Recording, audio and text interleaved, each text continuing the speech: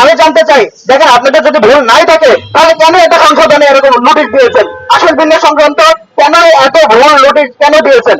এরপরে আমরা যখন পরীক্ষা দিতে যাই, আমরা পরীক্ষার হলে, যেমন আমার কথা আমি বলি, আমি 7টা পদে আবেদন করছি, প্রত্যেকটা পদে 500 টাকা করে আবেদন করছি, আর 500 টাকা 150 টাকা আবেদন করছি, কিন্তু আমাকে বলা হয়েছে পরীক্ষা নেবে একটা।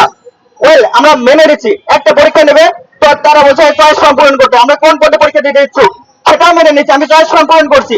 এরপরেও আমার রোল আসছে বিপিএসসির ওয়েবসাইটে, সেটা দেখানো হয়েছে, এই যে আপনারা দেখতে পাচ্ছেন এইখানে। এরপরে রেলওয়ে আমাদের পেপারসগুলো দেখতে পাচ্ছেন, আমাদের কাছে পেপার দেখতে পারেন, চয়েস ফর্ম পূরণ করছি।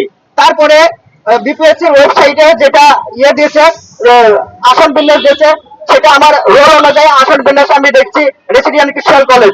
আমি সেইখানে গেছি, যে আমার আসন বিন্যাসে আমি দেখছি বাইরে যে সিট প্ল্যান দেওয়া আছে, সেই সিট প্ল্যান অনুসারে আমার এই যে রোল নাম্বার সেটা মার্ক করা আছে।